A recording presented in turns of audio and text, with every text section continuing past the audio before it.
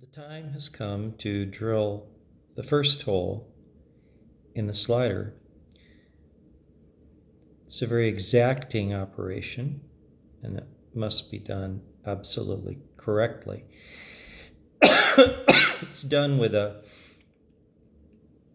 1/16 drill bit.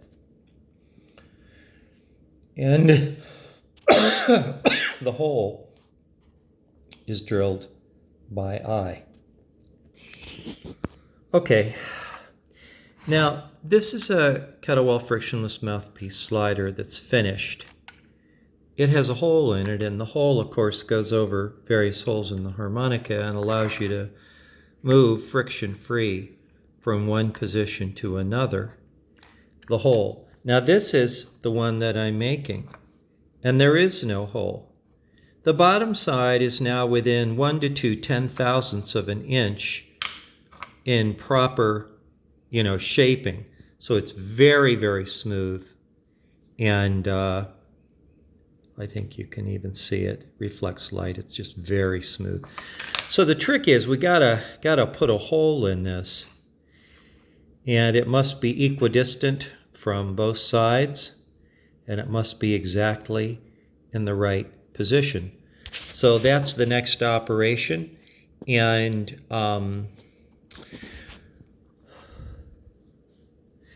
you'll notice that the slider, I could have made it very, very thin, but the thicker shape gives the harmonica a richer tone because it essentially increases the size of the comb chamber. It's kind of interesting. It also brings the slider up higher off the harmonica, making it a little easier to hold. This particular instrument will have it. I've made an ergo button for it, and it has a very useful innovation, the Kettlewell resonant covers. Those shapes are acoustically valid. They're approximately like half the end of a bell of a trumpet each, and they make the harmonica sound richer with more volume, and also a whole lots easier to hold because this is a lot larger physical imprint.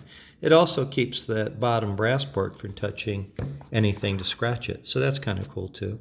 It does have a different mouthpiece than came stock on the instrument. It comes with a Seidel Saxony mouthpiece, but it's actually a Seidel Vulcany all-brass instrument, so that's another customization, and I kind of prefer that in play because it inserts in the mouth a little deeper, and it also provides a more stable platform for a slider, both of them considerations.